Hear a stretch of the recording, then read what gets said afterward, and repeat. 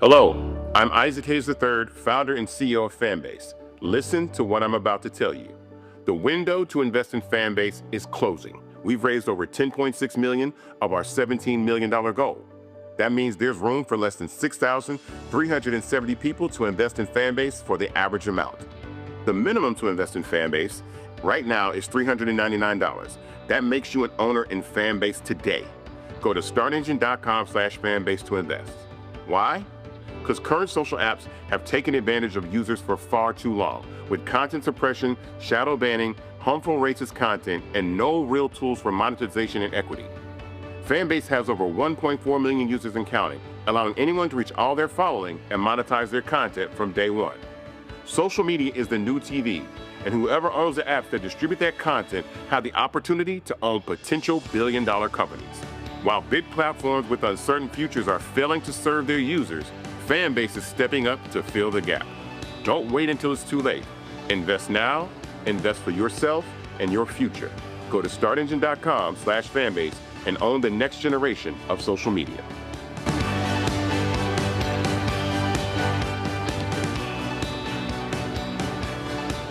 Folks, Black Star Network is here. Hold no punches. I'm real revolutionary right now. Support this man, Black Media. He makes sure that our stories are told. Thank you for being the voice of Black America, Roland. Stay black. I love y'all. All momentum we have now, we have to keep this going. The video looks phenomenal. See, there's a difference between Black Star Network and Black-owned media and something like CNN. You can't be Black-owned media and be scared. It's time to be smart. Bring your eyeballs home. You dig?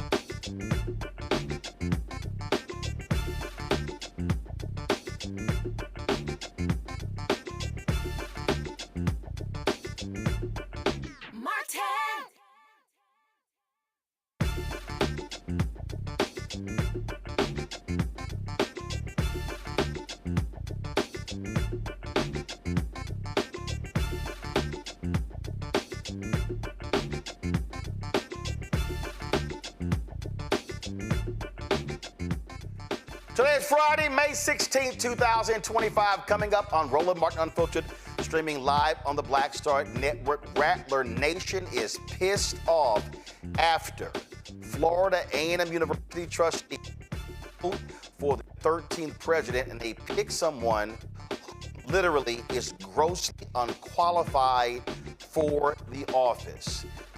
show you what took place today in a contentious meeting where the board chose cable lobbyist Marva Johnson, never ever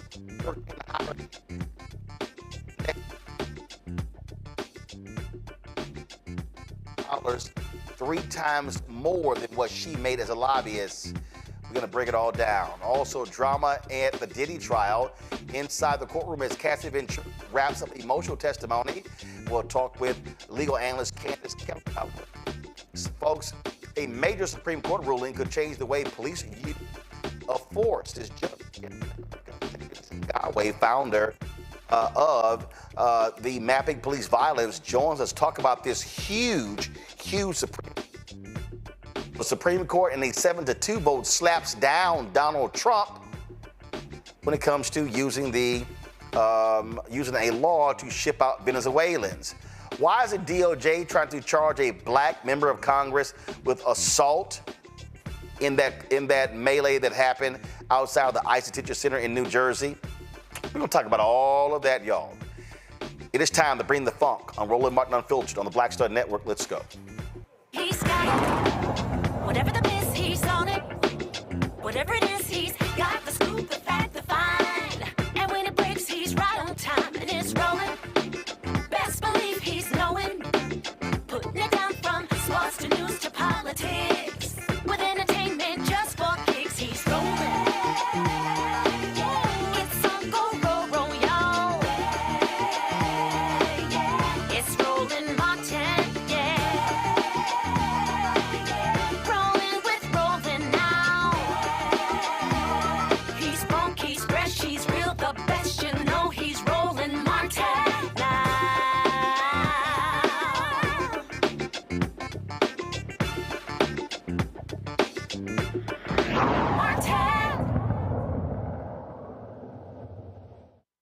Ms. Cummings-Martin, would you please call the roll? We will ask each trustee to state the finalist who you cast your vote for. Thank you, Madam Chair. Trustee Brown, Marva Johnson. Trustee Bryant, Dr. Donald Palm. Trustee Crossman, Marva Johnson. Trustee Figurs, Trustee Figurs, Trustee Jane Gainey, Marva Johnson. Trustee Gibbons, Marva Johnson. Trustee Harper, Dr. Donald Palm. Trustee Lawson, Marva Johnson. Trustee Perry, Dr. Donald Palm. Trustee Reed, Dr. Donald Palm. Trustee Vasquez, Johnson. Trustee Washington, Marva Johnson. and Trustee White. Marva Johnson.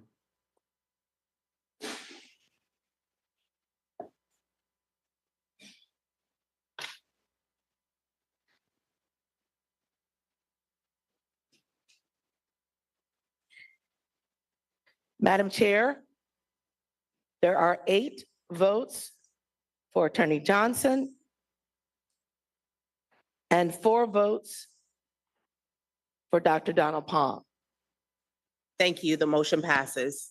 Marva Johnson has been selected as the final qualified candidate under the position criteria as president-elect for recommendation to the Board of Governors for confirmation. Congratulations, Ms. Johnson. Folks, this was a rigged election. It was fait accompli. Marva Johnson faced a crowded room at Wednesday's meet and greet at Florida A&M alumni and stakeholders as they questioned her qualifications and political influence. Who is she? She currently leads the state government affairs for Charter Communications. Here's what's also crazy.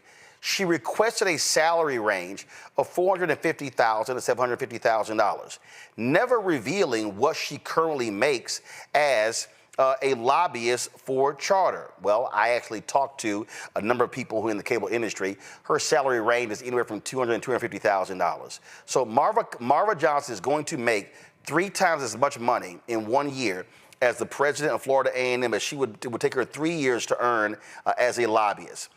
Here's what's also crazy about this whole thing here, and that is they prevented the board chair from being able to actually negotiate the salary. How the hell did they settle on $750,000 for somebody who literally is grossly unqualified? Now, let me be real clear.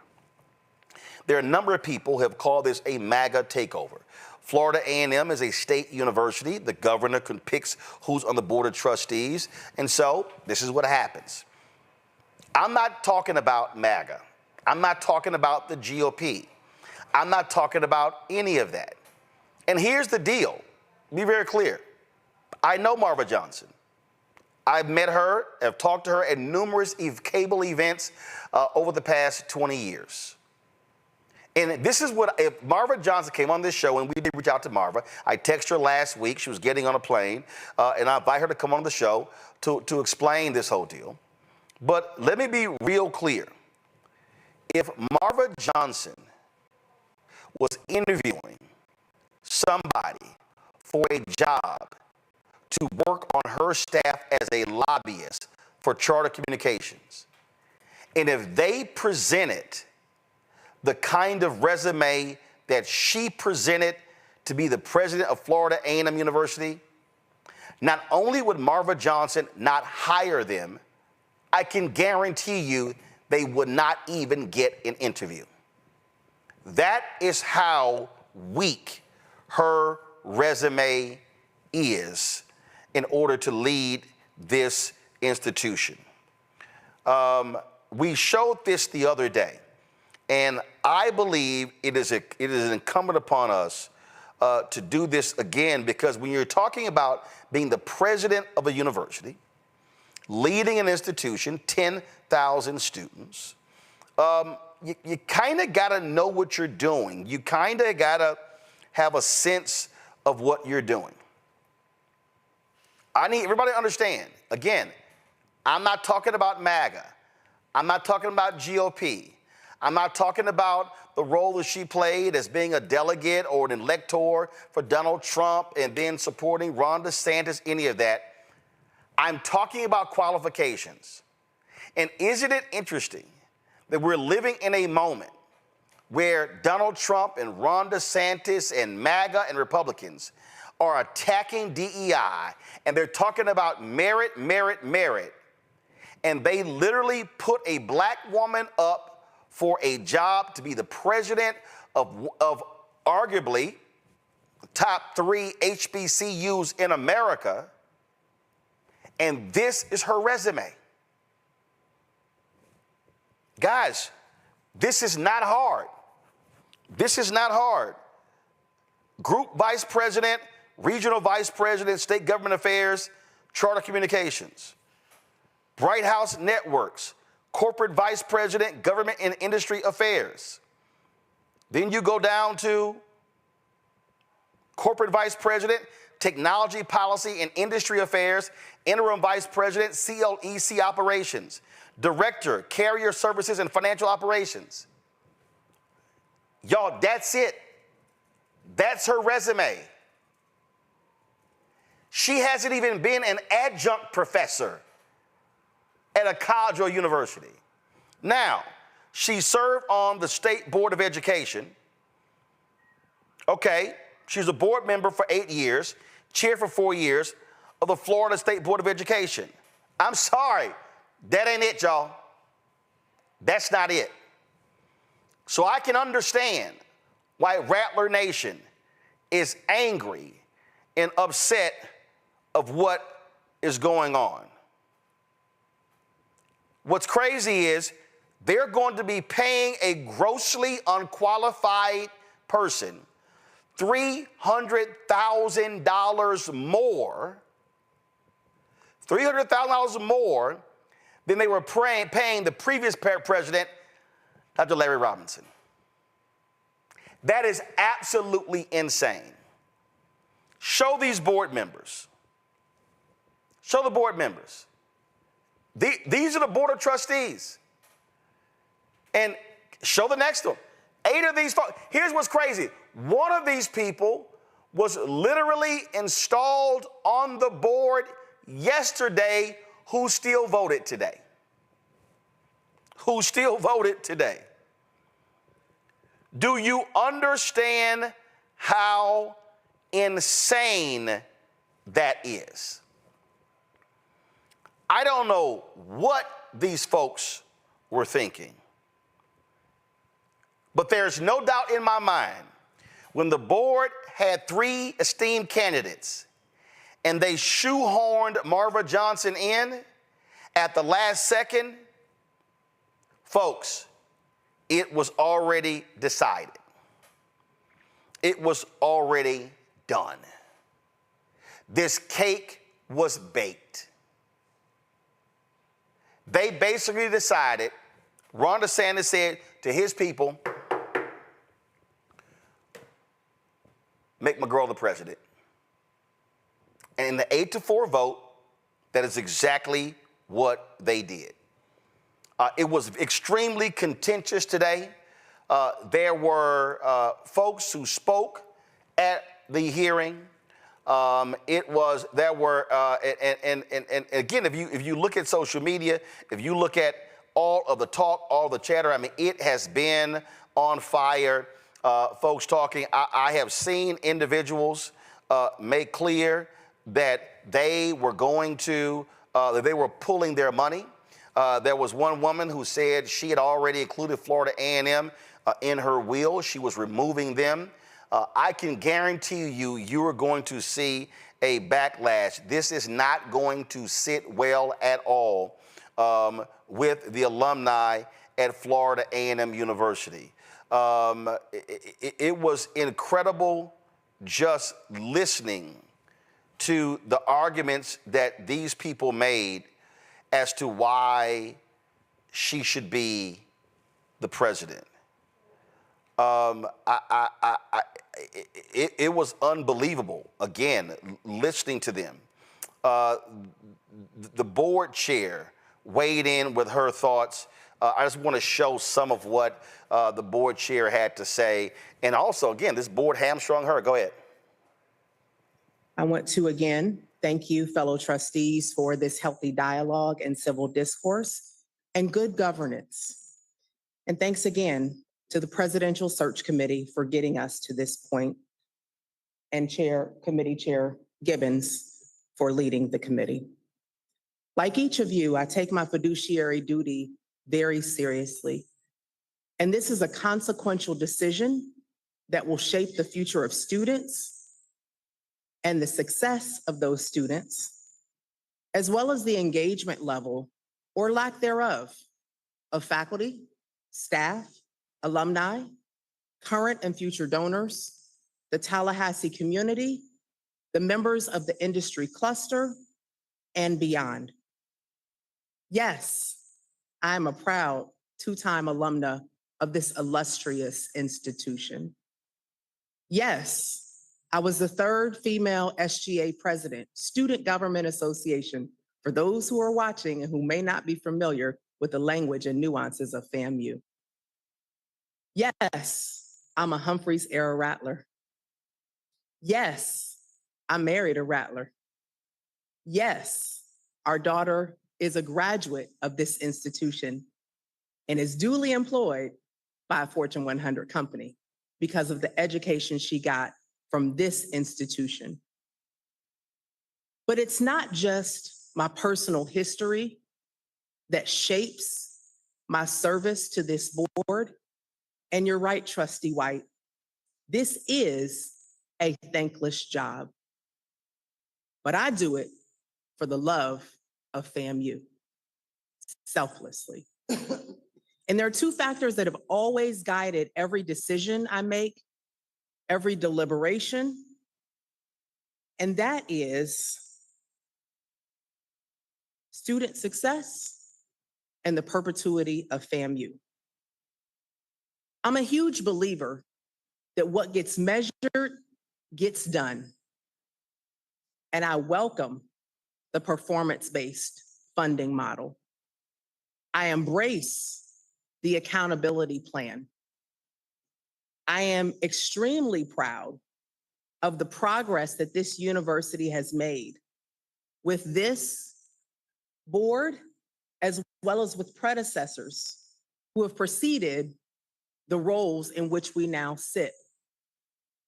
That in our 137-year history, we have reached historic highs as it relates to four-year graduation rates, in spite of.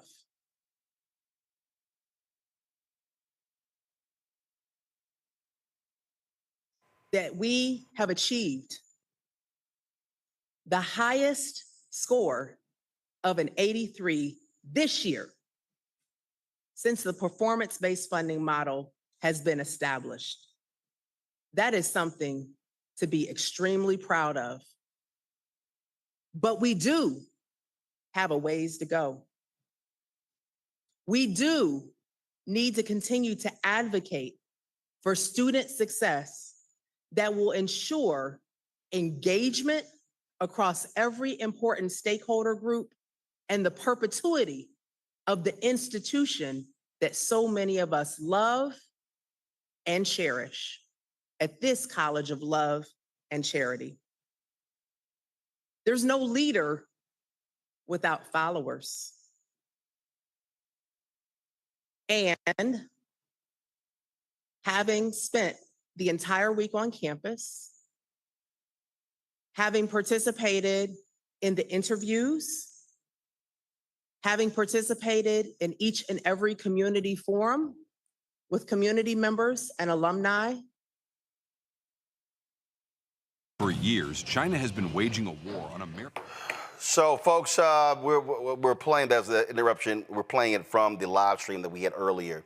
And so let me go back to that. So let's see if we can pick up those comments. Go ahead.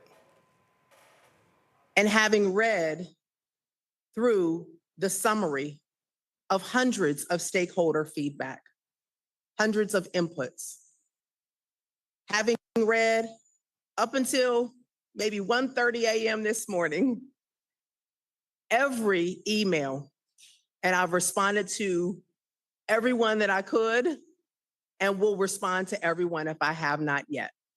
And if I've overlooked anyone, please forgive me. But I believe in the values of this institution: accountability, transparency, integrity, and inclusion. And your voice matters. And leaders can't lead if there's no one who is following. As Trustee Bryant mentioned, stakeholder groups across various constituencies have expressed deep concern and emotional sentiment around one of the four candidates.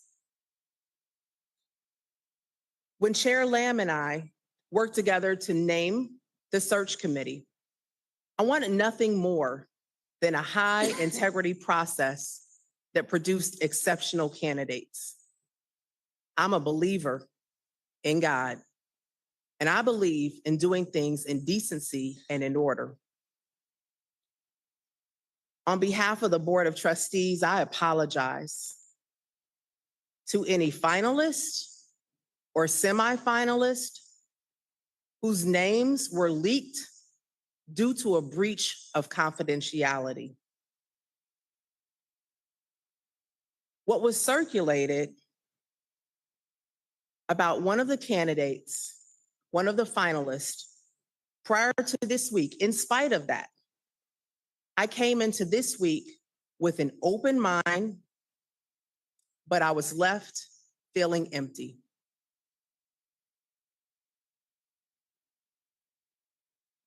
Many answers were hollow. Many statements were false. PharmD students don't require a dissertation to graduate from Florida A&M. And today, there are students from over 70 countries in our student body. that are represented. That's not an aspiration, that's a fact for today. There was a lack of intellectual depth and a gap in cultural connection that was just painfully blatant. I also want to make a point about the range of compensation that this board approved today. In candidates' applications, they shared their salary expectations. Candidates Allen and Hector, the range was between $400,000 and $500,000. Finalist Johnson, $750,000 base plus additional performance-based compensation and commensurate benefits. And finalist Palm, negotiable. As a fiduciary, I don't think it's financially responsible to select a finalist whose qualifications pale in comparison to others and whose salary requirements we cannot afford. I want to go on the record to reflect the hypocrisy. I also have to go on the record as a Black woman. In an age of merit-based hiring decisions, how can one justify settling for a candidate who does not meet all of the position criteria, or turning a blind eye to exceptionally qualified candidates? As our beloved Joe Bullard would say, the difference is clear. With that, my vote today will be for the candidate who I believe has the executive presence, the institutional knowledge, the love for FAMU, a deep and abiding desire and proven ability to engage authentically with every stakeholder group, because every stakeholder group matters. One who will not shrink from the pressure or the history, the challenges or the gaps that have gotten us to this point. Because there are so many things that still we need to course correct and we need to close the gap for so that this institution will remain in perpetuity. Zayla Bryant, the Florida A&M University student body president, she said this. For the sins. As a trustee who was chosen by the student body, supported by the alumni, taught and shaped by professors, faculty, and staff, and constantly receiving messages from aspirant potential Rattlers. As a president who has made history on this campus, I'm a proud part of FAMU history, and I understand legacy and the importance of my position. The students have spoken. The alumni have spoken. Faculty and staff have spoken. History has its eyes on us, and I would be remiss if I were to take my position in vain and not vote to be the voice that has chosen me to be their voice. Out of the selection pool that we have seen this past week, I am unimpressed, and I am concerned gravely at the choices that were supposed to be the top picks for our beloved university.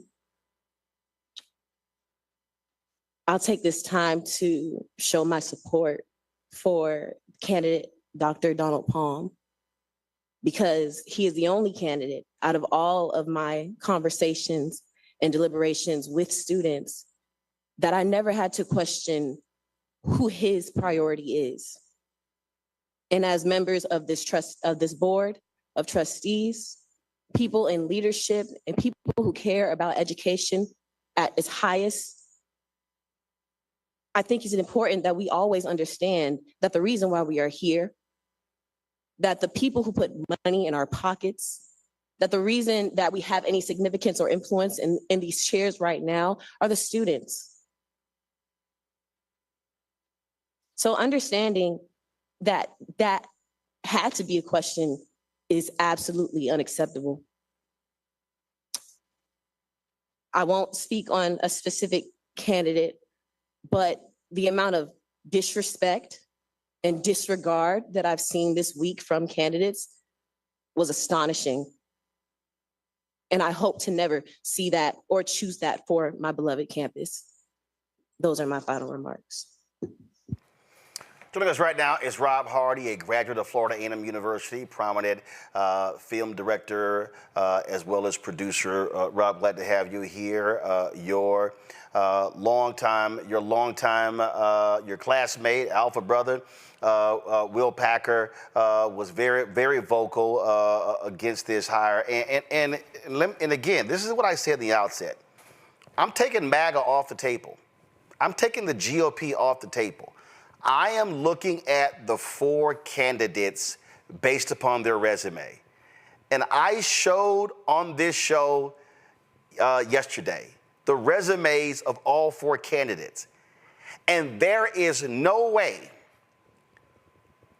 that if you had 100 people and they said, pick the most qualified out of these 4, out of the 100, I believe 0 would pick Marva Johnson based upon her resume. This is not about gender. It's not about anything. This is fundamentally about qualifications to be the president of a 10,000 student university.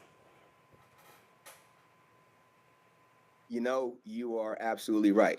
And it's tough and it's unfortunate and it's disappointing, because our university deserves to be able to have somebody there that is qualified to lead a university of our caliber. Our motto is excellence with caring. So you need somebody that, in order to create that excellence, needs to care enough about the job to be able to have experience in the academic field, so that way we can grow our research departments, protect our programs. We need somebody that has the ability to understand how athletic works.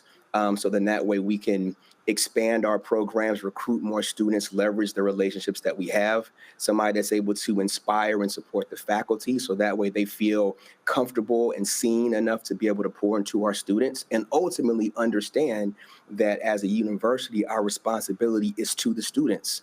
So then that way we can forge relationships and create programs so they can do internships, but most importantly, so they can grow, feel seen, and understand why it's important to go and represent FAMU, themselves, the state of Florida, and our people out in the world. And if you don't have those kind of perspectives, then it's going to be tough for the university to grow. It's going to be tough to recruit new people. It's going to be tough to create an institution that is able to build on the legacy that it's had. And I don't think that it's enough to be able to say, hey, I have relationships within the state from a business perspective. Then if you want to do that, then be a fundraising chair. Do something like that. Whoever sits at that seat is going to have the ear of the board, is going to have the ear of the governor, but we need somebody with the heart and perspective that's going to put FAMU and its students and alumni first.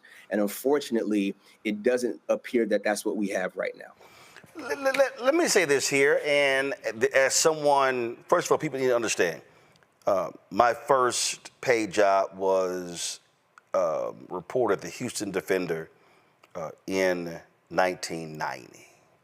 I covered the firing of James Douglas as university president. So for 35 years, I've covered numerous HBCU presidents being hired, fired, actions of the board. And one of the things that I often said about the gross dysfunction that used to take place with the Texas Southern University Board is that I would often say, and as a graduate of Texas A&M, who looks at the Texas A&M Board of Regents, that individuals who governors would choose to be on the board of TSU would not even be considered on the boards of the PWIs in Texas. So let's be real clear.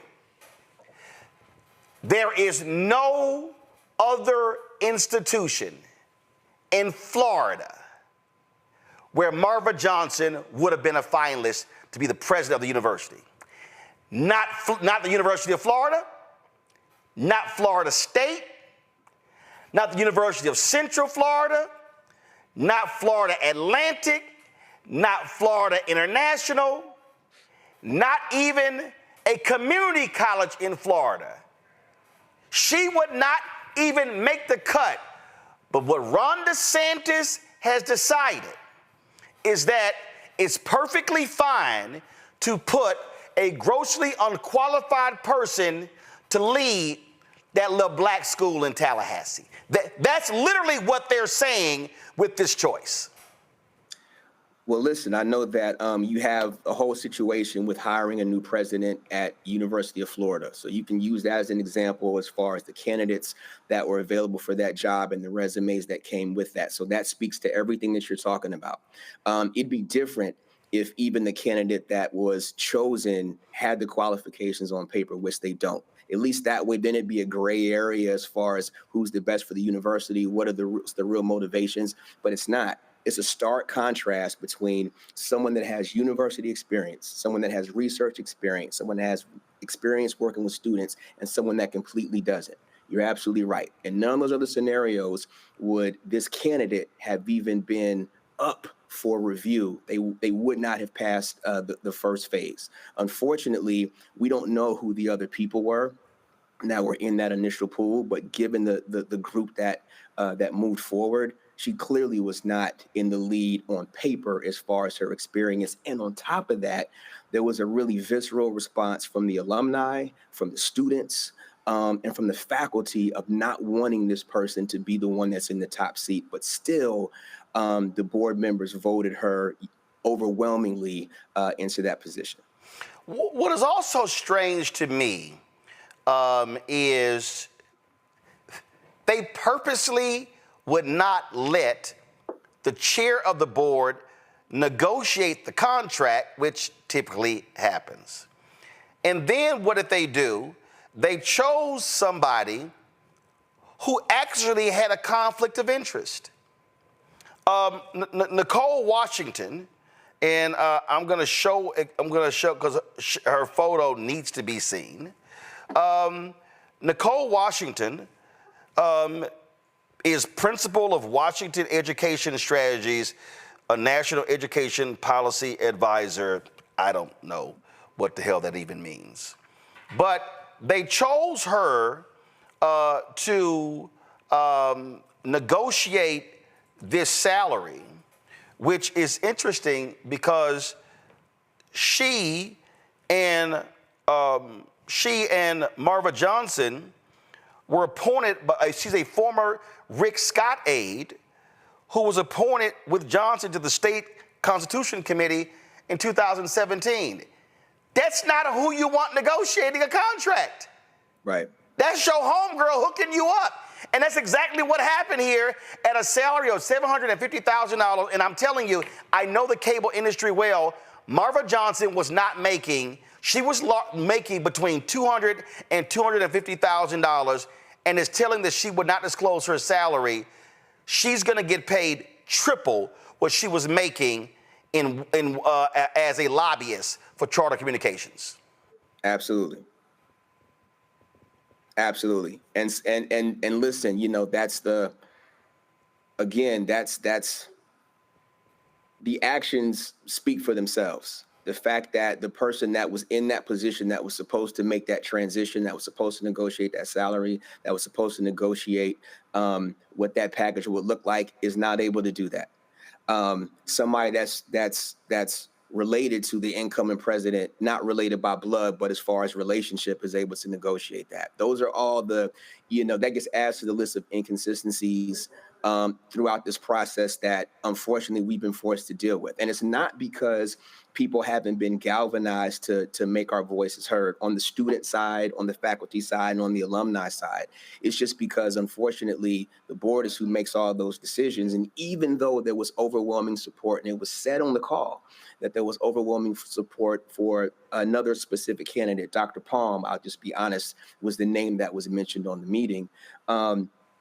Those were largely ignored when it came down to the vote. And it's just really, it's really tough and disheartening, you know, as an alum that cares for our university and that we want it to be the best that it can be. And we show up and we give money and we give time and we give resources because we know what the importance of that institution and institutions like that across the country are. And so it's really tough in this moment. It's really tough in this moment. I take it you have been hearing from other alumni, and like perfect, I'm going to show this here. I saw this tweet earlier, and this woman, Christy Tillman, she posted, "I'll be calling FAMU Foundation as soon as I get home to turn off my monthly gifts, and will be calling my attorney to remove the university as beneficiary from my estate immediately. This is unforgivable." She then said, confirming, "I spoke with the advancement office and my contributions have been turned off. I'm only being public with this because this is the best way I know how to register my dissatisfaction with the process and the results." And then she posted the email, the cancellation of her gift. Are you hearing from other alumni? And are they saying that they are going to withhold their money supporting Florida A&M because of this ghastly decision by this Board of Trustees? I have heard that from several donors, from several influential alumni who give money and give resources. I absolutely have. I think the question is going to be, what do we do collectively to move FAMU forward in a positive direction? I think that remains to be seen, but because of where we are and more specifically how we got here, despite us using our voice, I think that has turned a lot of people off in this moment. And I think that FAMU as an institution is going to need its alums to be able to help transition it through these turbulent times. Rob Hardy, Frat, I appreciate you joining us. Thank you so much. It is certainly what normally the selection of a president is a jubilant time for many HBCUs, but certainly not today for Rattler Nation with this pick. Hey, thanks for having me. And as always, I appreciate the work that you do. All right, thanks a bunch. Folks, let me go to my panel. Joining me, Michael Imhotep, host of the African History Network show, joining us out of Detroit. Derek Jackson, Georgia State Representative, joining me out of Atlanta. And hanging out in the Black Star Network studios is Morgan Harper. Morgan, of course, talks about economic issues and all that good stuff. And let's just get right into it. And again, I need to preface this, Morgan, again. I know Marva Johnson. Mm-hmm. I've met her for over the years. She's a nice woman. Right. Okay? I know her because I was at TV1 since its inception, left in 2018, would often see her. She's a golfer. I've met her husband. I got a phone number in my phone. I texted her last week. But I'm sorry, if Marva hit me right now, I would say, Marva, you are grossly unqualified for this job, and you have no business being the president of not just an HBCU, of any university. Yeah, and I mean, we're seeing such an attack on higher education and even beyond higher education, just expertise in general. And I think, you know, I know you said you wanted to kind of disaggregate this from MAGA, but I mean, that is one of the pillars of the MAGA movement right now, is that higher education is suspicious. People who know something about a subject area that requires some knowledge are suspicious. And this does feel like it's aligned with that. I mean, I would say it's really sad to see that happen at one of our institutions, at an HBCU. But yeah, I mean, it's a real problem across the country, and it's hit FAMU. You know, the thing here, and the reason I say it, I'm divorcing it, because what happens here is, Michael, people respond differently. People go, oh, you know, you're being critical because it's DeSantis, he's a Republican, she's a black Republican. No, I'm taking it off the board. I'm saying the individual had no absolutely qualifications to be in the job. I mean, I'm sorry. If they picked me as a finalist, I'd be like, what the hell are y'all doing? I got no qualification. I'm sorry. Now, I don't care if you're a lobbyist. I don't care if you have a great relationship with Ron DeSantis. I don't care if you say, hey, you know what? I think I could come in and I can bring in I can get a lot of state funding for Florida A&M. Okay. Apply for the VP job of institutional advancement or in the donor area.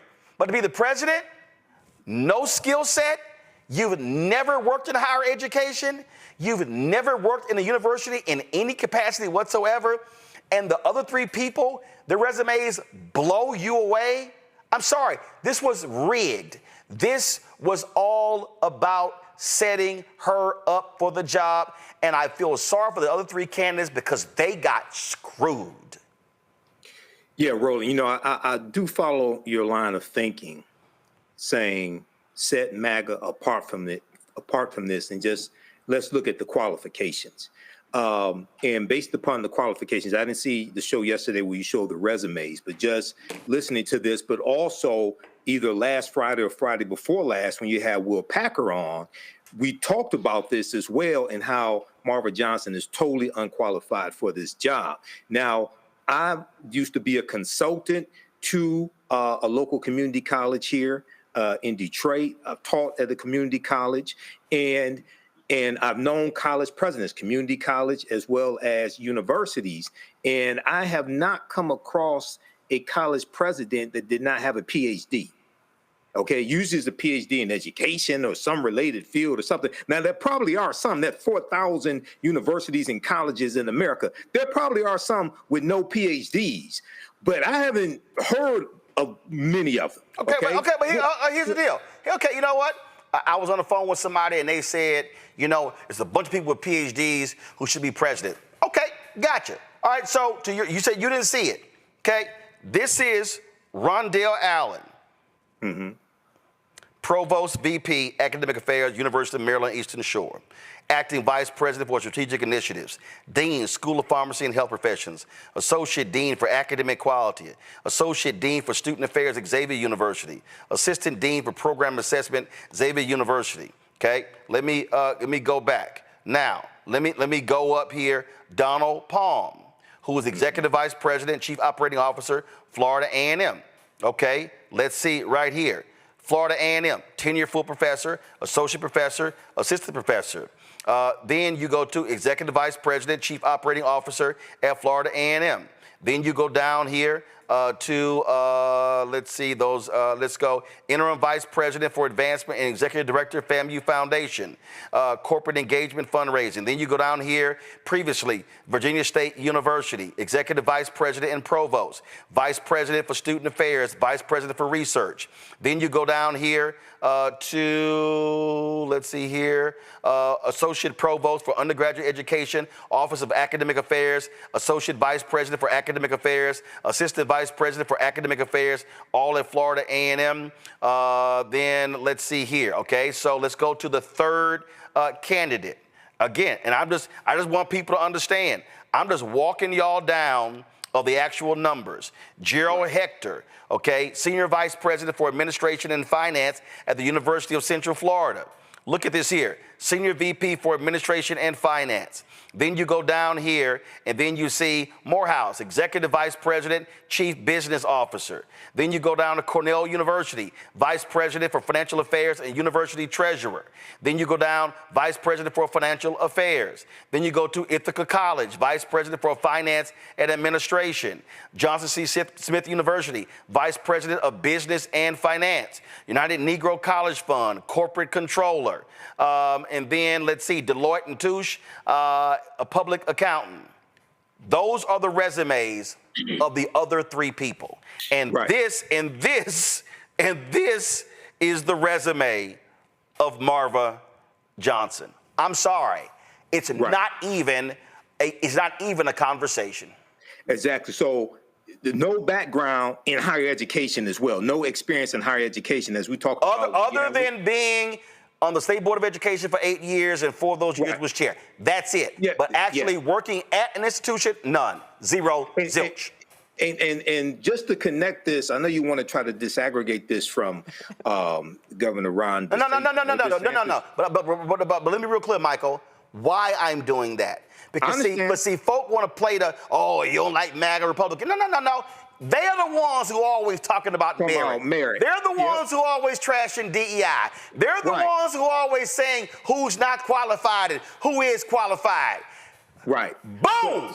I agree with all that. I agree with all that. But also we have to watch, we have to watch for the hook, because this could be their play to set her up for failure. No. To what? Okay. No, that ain't it. This is, remember, in Florida, Ron DeSantis has been trying to take over the state institutions. He has been. I agree. So that, no. This is about Republican Ron DeSantis saying, I'm now about to run Florida A&M. I got my president, I got my board, and I don't give a damn what y'all Negroes got to say. I got my own Negroes. Oh, I know he has his own Negroes. I've been warning people he has his own Negroes. Yes, I agree with that too. Yes. Yeah, but you know, this goes back to when Ron DeSantis was running against Andrew Gillum. And I remember you had some black Pan-Africanists in Florida that said they weren't going to vote for Andrew Gillum because he didn't have a black agenda. And I said, Ron DeSantis has a black agenda. He has an anti-black agenda. And the anti-black agenda is worse than not having a black agenda at all. This is an example of what I was talking about. Derek, you are a state representative in Georgia. I guarantee you that if one of the state schools in Georgia hired somebody this grossly unqualified, they will be hearing from the Georgia Legislative Black Caucus. Not only will they be hearing from us, Roland, we will be protesting right now. Much like they're doing down in FAMU. It's my understanding that they've already gathered over 15,000 signatures. But in preparation for this topic tonight, I had to go and look up meritocracy because, and I love the way you got this frame and not focusing specifically on MAGA, although this is part of their agenda, right?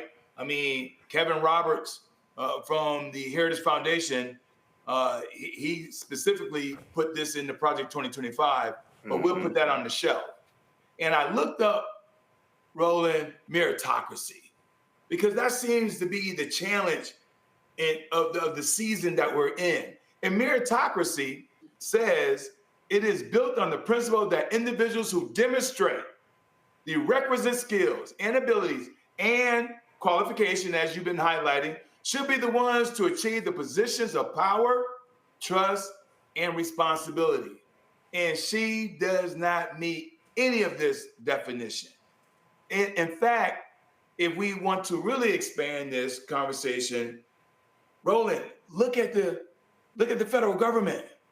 We can't find out one individual as it relates to higher learning and qualifications that are duly qualified, starting with the person that sits in the Oval Office, starting with the person that's dismantling the Department of Education, and so on and so forth.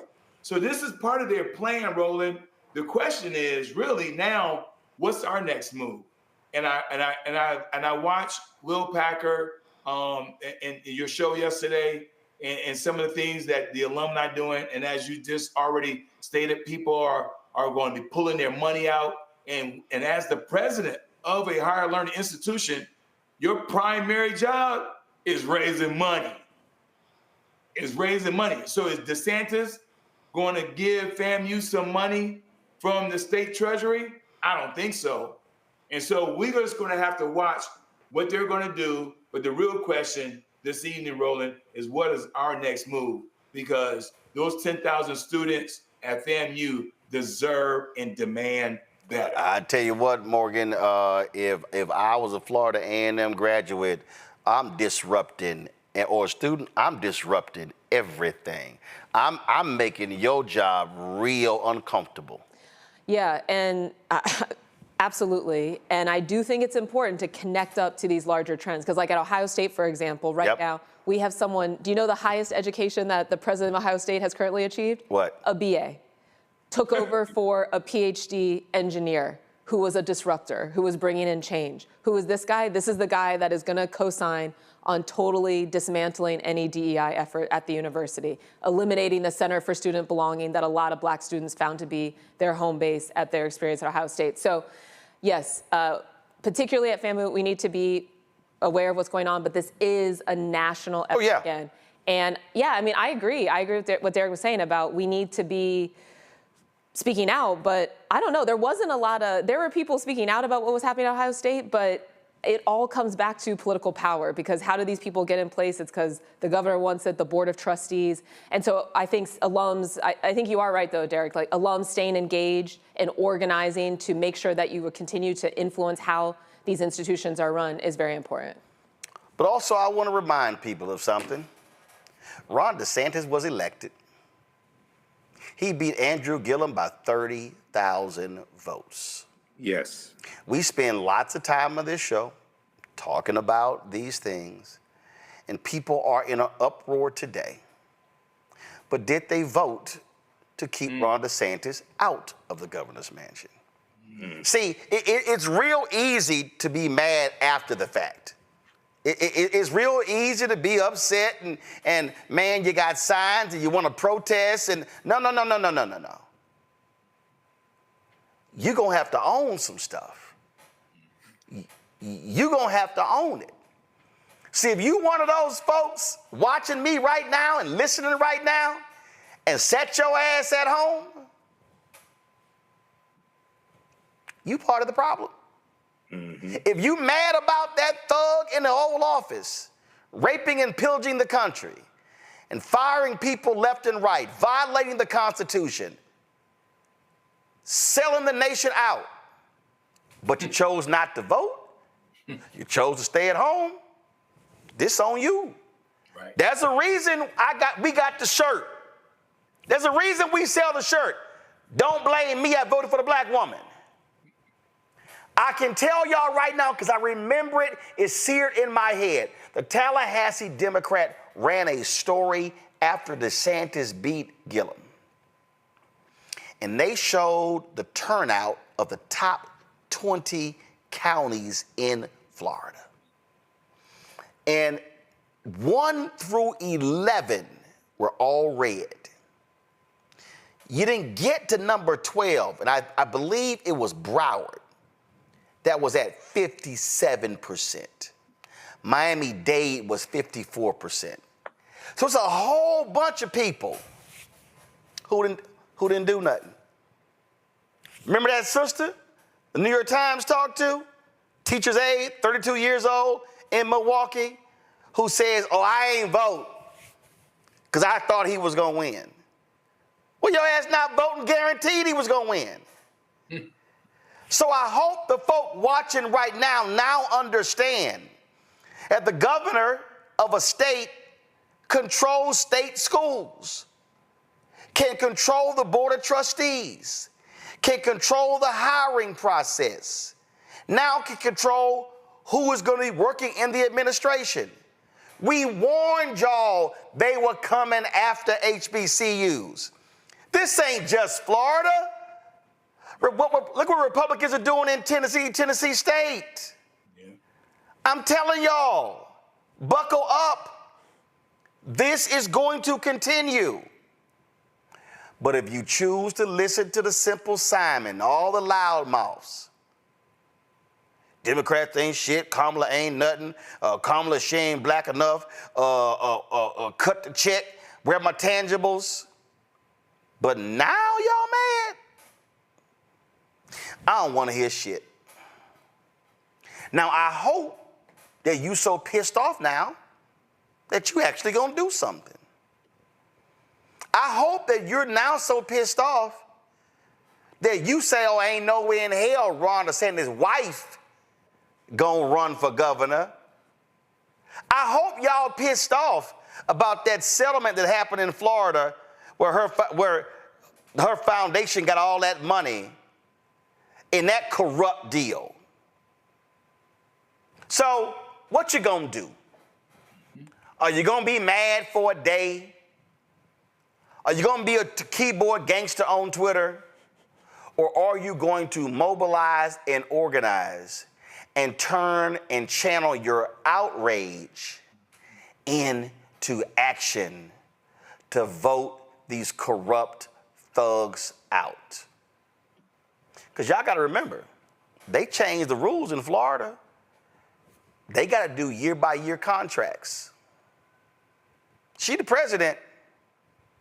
I'm gonna tell you right now, I don't care if she an AKA, if she can ski-wee, all that stuff don't matter. I would be on that ass every single day at every single event and would never let up. Let's see what y'all gonna do, Rattlers. I'll be right back.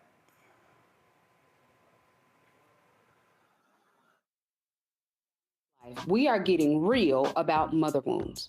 While May is the month that we shower mom with love, for some people, this time of year is a stark reminder of fractured relationships and feelings of abandonment.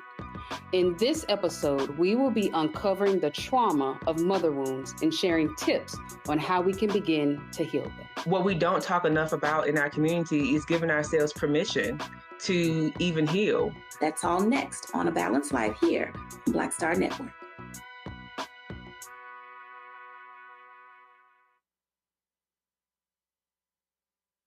I'm Russell L. Honoré, Lieutenant General, United States Army retired, and you're watching Roland Martin Unfiltered.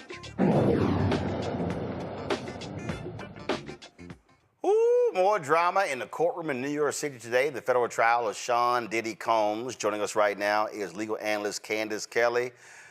All right, Candace, what the hell happened? Well, you know, this was really the ending of the cross-examination and the redirect for Cassie Ventura, the star witness for the prosecution. And what we got from her was really detailed explanation of what happened and that she says she was coerced to do these things. She felt like it was her job. Now, of course, the defense, their job is to come in and impeach her, try to make her look like a liar. It was really a forensic detailing of so many texts where she did seem to be as if she wanted to do it, saying that, yes, I would do anything for a freak off, and I love you, things of that nature. Even with the rape, she said that after she was raped by Sean, when she decided to close everything in terms of their relationship, she had sex with him after. So there certainly were a lot of open avenues for the prosecution, for the defense, to go in and attack the credibility of her. What came out, though, I think that was very interesting today at the end of the testimony, and this is really important, was that Cassie Ventura is in the middle of getting a $10 million settlement from the Intercontinental Hotel in Los Angeles, where that beating on the video that we all know of took place.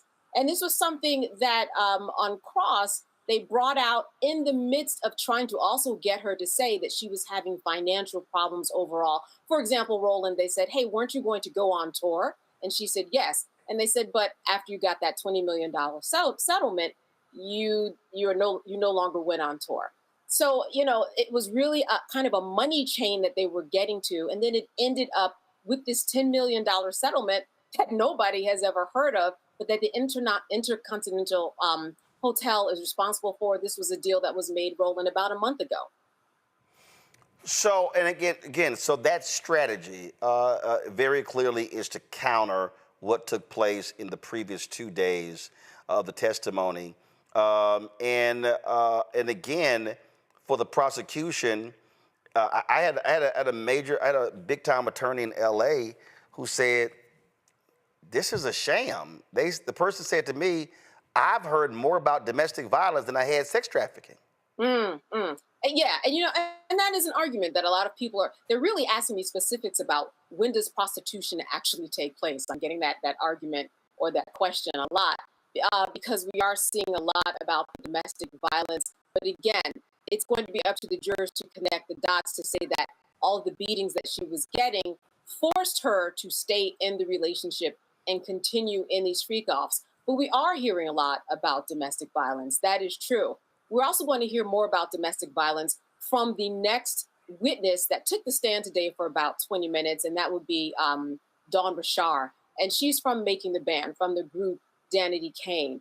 And she opened up by saying, hey, listen, I saw him beat her with a pan, and the defense said, wait a minute, we're going to cut her off. They objected to her testimony. But as it turned out, they let her come back, and she did start testifying for 20 minutes. So I think that on Monday, we're going to see quite a bit from her too, because listen, the defense was certainly on the edge of their seats and jumping up and saying, wait a minute, before she got into those details of all the beatings that she knew about.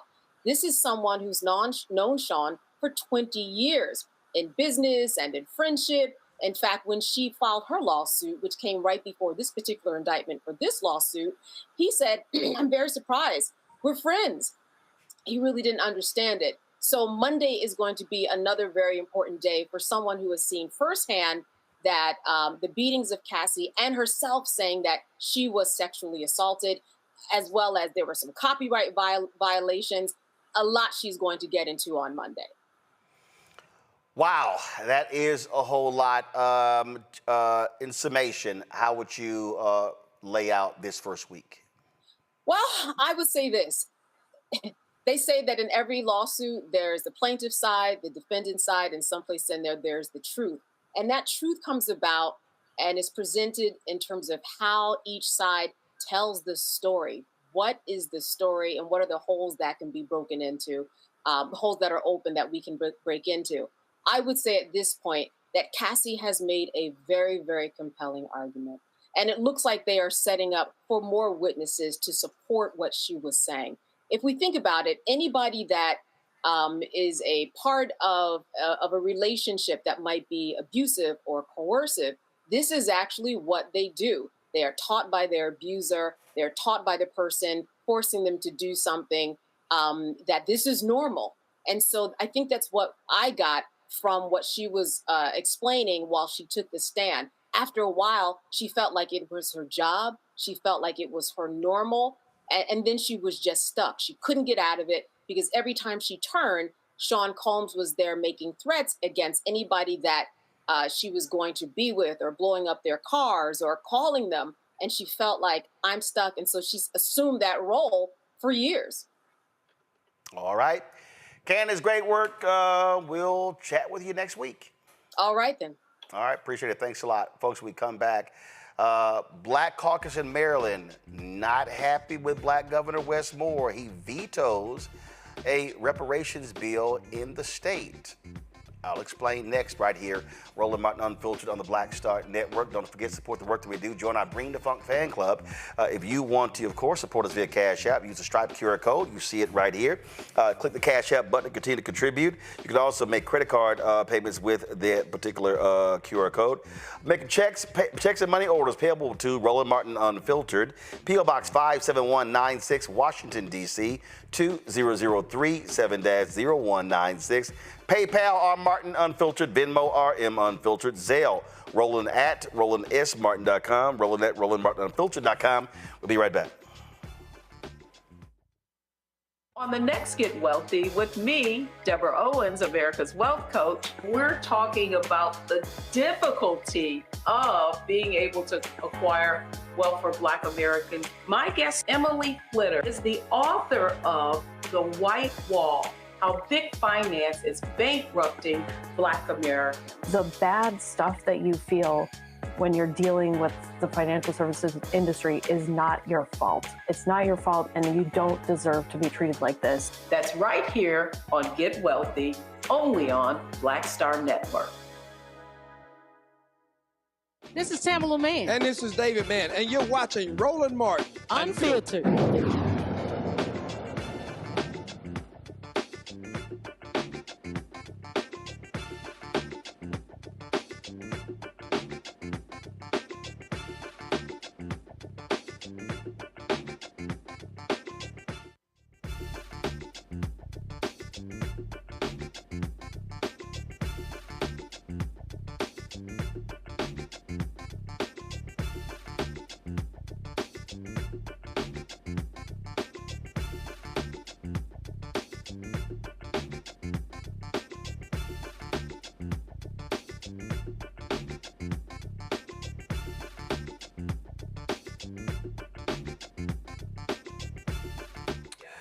Folks, in Maryland, Governor Wes Moore, of course, the nation's lone black governor, issued 23 vetoes today, and one of those includes a reparations bill.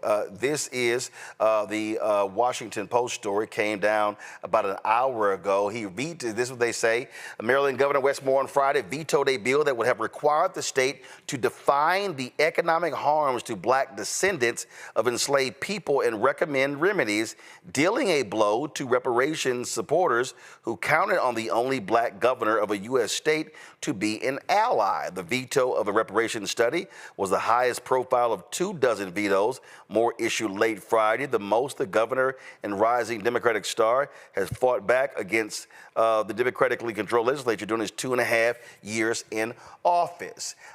This, of course, is big news, and trust me, it was not well received by the Maryland Black Caucus. This was the statement that they released at a time when the White House and Congress are actively targeting black communities, dismantling diversity initiatives, and using harmful coded language. Governor Moore had a chance to show the country and the world that here in Maryland, we boldly and courageously recognize our painful history and the urgent need to address it. Instead, the state's first black governor chose to block this historic legislation that would have moved the state toward directly repairing the harm of enslavement. They said we are elected, let me go over here, they said we are elected leaders in the state that enslaved renowned abolitionists Harriet Tubman and Frederick Douglass, and we convene in a state house that is less than a mile from the Annapolis City Dock, one of the nation's earliest and most high-traffic ports of enslavement. We owe this bill to those who endured forced labor and all black Marylanders impacted by enslavement, discrimination, and its long-term harm. As federal efforts to erase our history and attack the most vulnerable continue, Marylanders need decisive, courageous action at the state level. And so this is that statement. Oh, it's this. They also said the bill, which passed by an overwhelming majority in the House and Senate, was crafted to bring together leaders, impacted residents, and experts to study and make recommendations on reparations in Maryland. While unilateral executive actions and piecemeal legislation addressing disparities can contribute to progress, they cannot substitute meaningful, sustained, and comprehensive efforts commissioned in this bill to address reparations and repair. Now, Governor Moore said that the actions that he is taking as governor are going to address the issues that they have outlined. He also, this is from the Washington Post story, Moore said, given the state's economic problems, he was focused on laws that help the state recover from the severe impact of the Trump administration's federal spending cuts. I was very transparent with the leadership and members of the General Assembly that anything that fails to meet the urgency of this moment, I will not sign it and must wait for another time. Moore said in an interview, calling the reparations study the most challenging of his veto decisions. The article says Moore said he's ready to engage in conversations about repairing the legacy of slavery now, and he doesn't need to wait 2 years for the Reparations Commission to draft a study. Michael Imhotep, your response. Well, here's the thing. Number one, I have a little bit of experience in this field. I actually did a presentation for the Detroit Reparations Task Force here March 2nd, 2024. Now, I'm going to tell you the same thing I told them and the same thing I say on numerous shows and the African History Network show. I would not put the term reparations on anything that you actually want to get passed, especially if a lot of people that got to vote for it are white. But even if they're black, and the reason why is I'm all for repairing the damage of a legacy of slavery, Jim Crow, segregation, all that. I'm all for that. But what happens is a lot of these efforts get attacked, undermined, imploded, and you get a lot of people who walk away disheartened. Now, one thing he did say is that he was already enacting policies and quote unquote a culture of repair to remedy the harms of slavery. This is from the Washington Post article that you're reading from as well. So what I would focus on and what I encourage people to focus on is the structural inequities that exists right now in Maryland, California, whatever it is, and deal with the laws and policies that were put in place that created those structural inequities and trace that back to slavery, trace that back to Jim Crow, et cetera, and deal with repairing those structural inequities. But I don't, I saw a previous article 6 days ago from thegrio.com about this, and I'm someone who focuses on actually being able, not focusing on studies, but actually getting policies put in place that are beneficial for African Americans that will withstand legal challenges when you get sued to overturn it. I'm focused on the end game. Morgan. Yeah, I mostly agree with that. I do think a study, as the policymaking process tends to go, is usually the first step in any. If anything's going to become a law, you've got to have some kind of study that the government's done to check the box. But yeah, I generally agree. It's like we all kind of know the history. I think the fact that this was a study that would have been focused specifically on Maryland makes it a little bit more sense than some of the national bills that have called for a federal study. I think there is a pretty broad understanding generally of the issue. But look, I mean, this is a situation. Is Westmore has higher ambitions than being the governor of Maryland. If he wants to someday run for something else like president of the United States, then he probably doesn't want this on his record. And I imagine that that is a factor in why he decided to include this in his vetoes. Derek. Yeah, listen, I guess I'm gonna come from a different perspective, being a state legislator and being one that have a reparations bill right here in Georgia. It didn't get any action rolling because I did use the word reparation. And the reason why I use the word reparation, slightly disagreeing with my dear friend Michael, is that Abraham Lincoln created reparation. He created reparation in April of 1862. And they didn't just use it once, but they used it twice. And so without seeing the entire legislation that Westmore vetoed, I think we need to use the word reparation. And when you think about the grand scheme of things, as I tell my Republican friends, there's no difference between reparation and tax cuts. There's no difference. When government take in the money, Roland, and then redistribute. And so we just passed this huge tax cut here in Georgia. And then you got the federal government right now looking to pass another tax cut. And so tax cuts and reparation in my world are synonymous. And so I know a lot of folks try to shun away from the word. I'm not sure why, for example, California, they killed their own reparations bill. I'm still boggled around that. New York. They killed their bill because the governor gave a head nod that he was going to veto it, so they pulled the bill, which is stupid. You pass the bill and you force him to veto it. You force him to veto. That's right. Yeah. That's right. Roland, can I respond? Can I interject? Yeah, go ahead.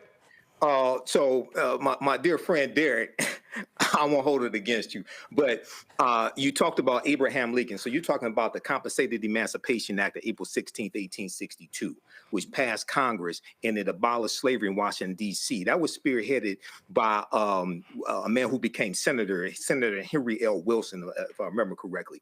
And what that was they were abolishing, that was really designed to abolish slavery in the District of Washington, D.C., and also compensate the slaveholders. Okay, so that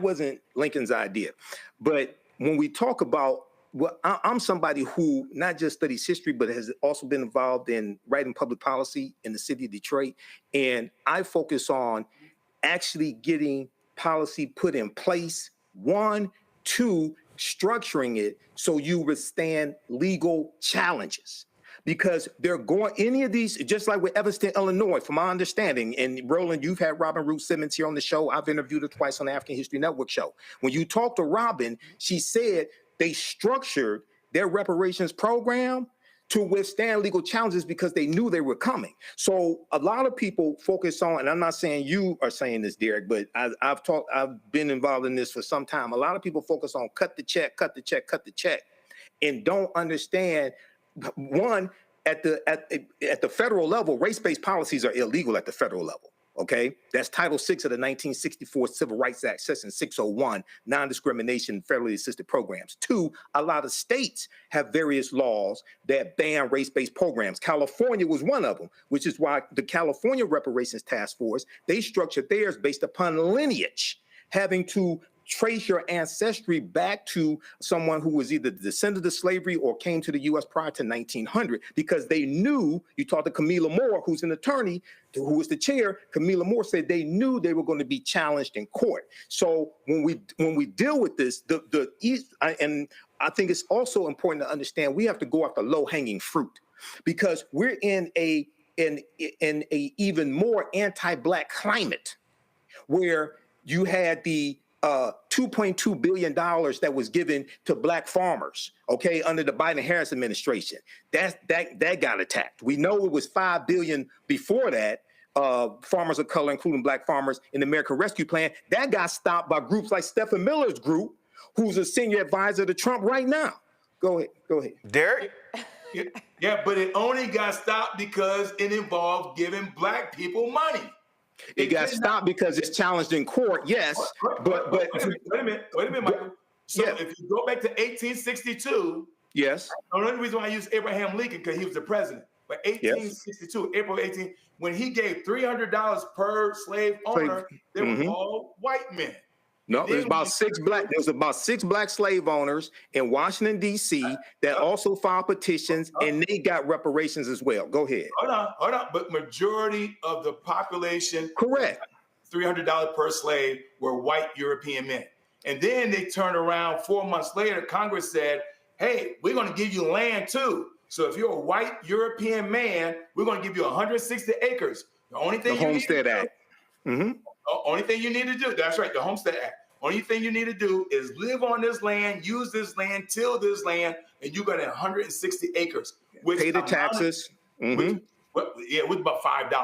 But that 160 acres amassed to 271 million acres of land in the United States. Yeah, and they gave away land for 124 years up until 1976. I teach this history. I'm familiar with it. The Homestead Act. The demographics, my dear friend, they were white men. Of course.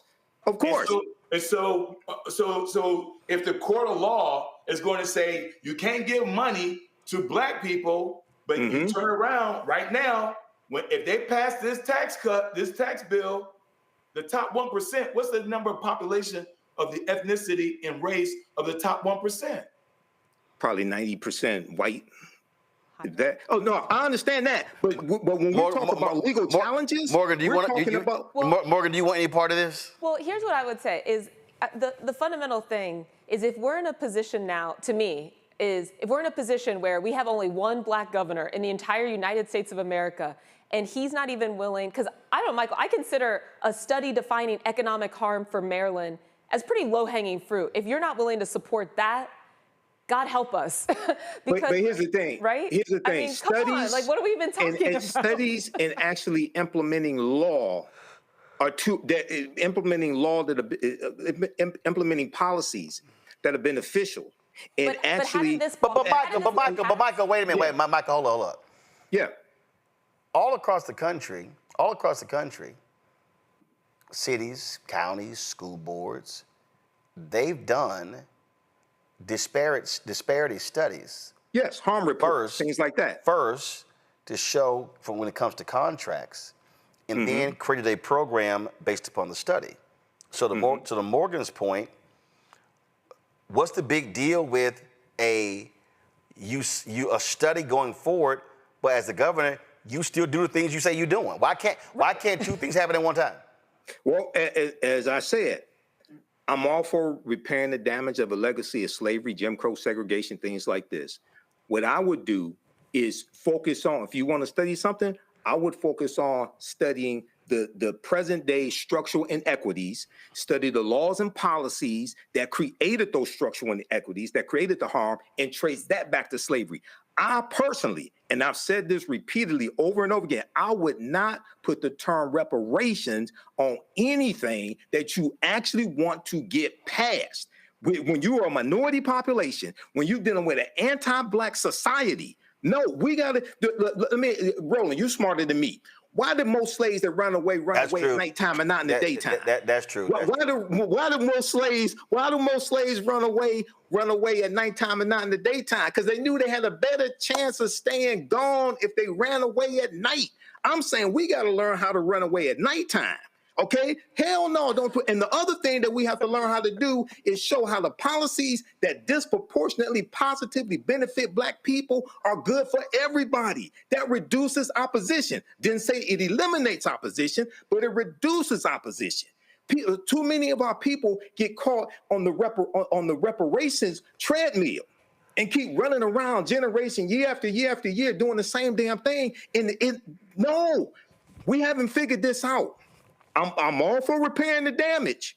Focus on present-day structural inequities. Focus on housing disparities. Focus on educational disparities. Got it. Like this. When you do your study, I got it. Because I've read some of those harm studies. I got Trace that back to the policies that go and trace that back to slavery. Final comment from Derek. Final comment from Morgan. Then I'm going to a break.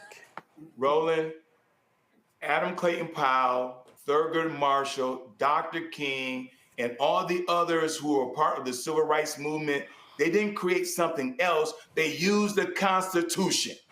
They used the language from the Constitution. They didn't create a new word. They didn't deviate. They said the Constitution.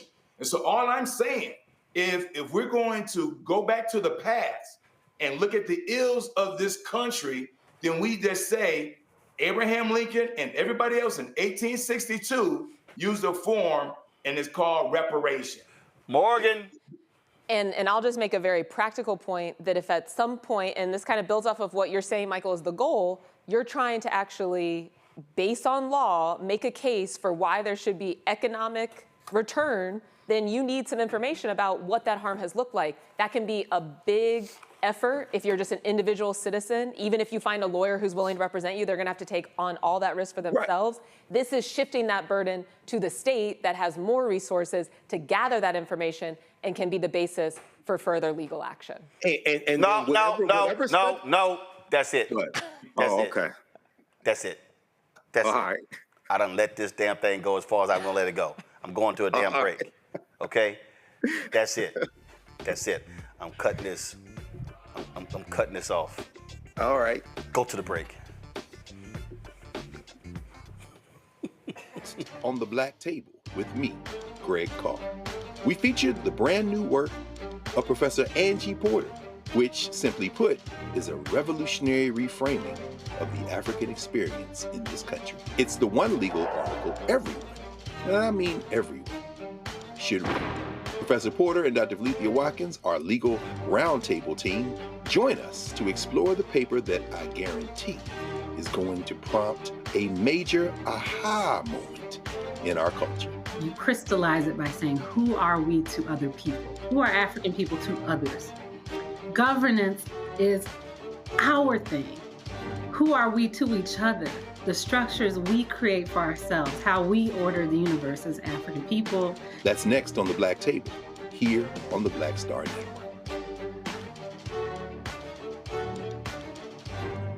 Now streaming on the Black Star Network. In France, me and Tony, and accidentally went to the Louvre, right? I had never been, and I saw a side door. And we got off the little bus. I said, come on, let's go to the Louvre. I mean, I'm just like, let's go to the Louvre, right? We're here. This black girl is at the door with this white guy, black African girl. And she says, oh my gosh, Vanessa Bell Calloway. And I'm like this, you know me? And come to find out we were at the wrong door. But she said, I'm gonna let you just go in here. But I was in Paris, France. Mm-hmm. And that shocked me. She knew my name, she knew me. She knew my movies. Mm-hmm. You know, so it's like, you just gotta, they say, build and they will come. Put it out there, people will find it. They will come.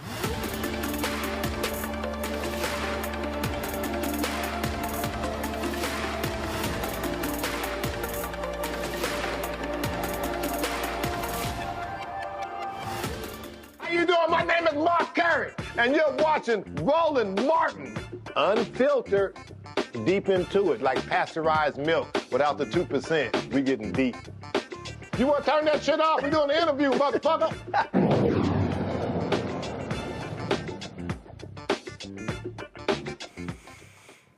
Okay, this is not a typo. I did not fall and bump my head. This actually happened. This current United States Supreme Court issued a unanimous 9-0 ruling that could actually make it easier to challenge police use of force in court. Okay, I just want to make sure lightning is not going to all of a sudden hit. This is real. The justices rejected the moment of the threat idea. Okay, I want y'all. I know. This is a conservative Supreme Court. Okay, super duper about law enforcement. Okay, but they actually heard it. They rejected the moment of the threat doctrine, which limited courts to evaluating only the exact instant an officer perceived danger before using force.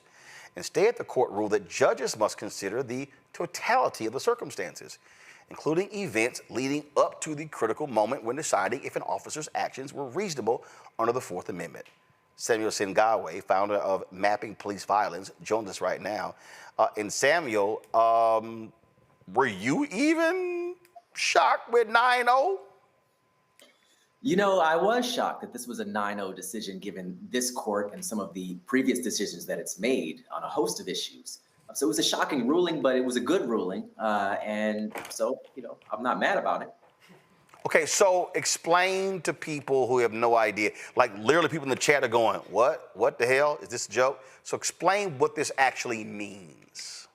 So this moment of threat doctrine is a doctrine that has been in place in 4 of the judicial circuits. So a lot of the South, even New York, Connecticut, you know, a number of states, not the whole country, about a third of the country, the jurisprudence was saying that when you look at an officer who uses force against somebody, if they shoot somebody or beat somebody up, whatever the type of force is, the courts instruct the judgment to be made only looking at the moment that the officer used force and not the events leading up to that. And there are a host of situations where looking at the events leading up to the officer using force can very much change your decision about whether that officer acted reasonably. And so in this particular case, and a number of cases like it, there are cases where, for example, the police will conduct a traffic stop.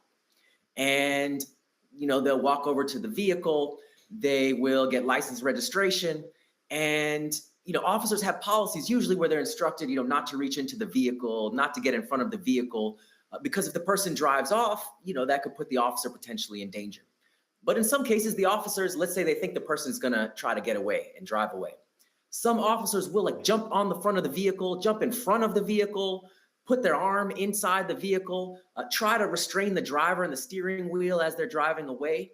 And then as the car is going towards them, let's say they jump in front of the vehicle, then because of their actions leading up to that decision, right? They jump in front of the vehicle, then they say the vehicle's coming towards them and they shoot the driver saying that their lives were in danger.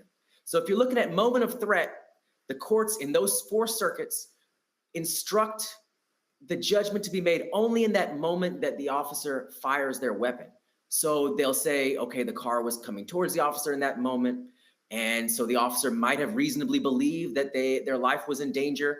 And they will say, well, the officer acted reasonably. Now we can't pursue a lawsuit against that officer. We can't hold that officer criminally liable because we're only looking at that moment. But if you zoom out just a few seconds and see, actually, the officer broke their own policies, jumping in front of a vehicle, putting their own life in danger, and then using that as an excuse to then take somebody's life or seriously harm somebody, then you might actually rule the officer acted unreasonably and pursue accountability. And what the Supreme Court said is you actually do need to take into account what the actions of the officer leading up to that moment that they use force.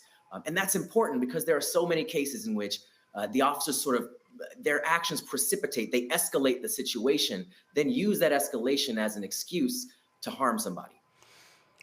This is a huge decision because, again, it gave cops so much leeway to do whatever they wanted.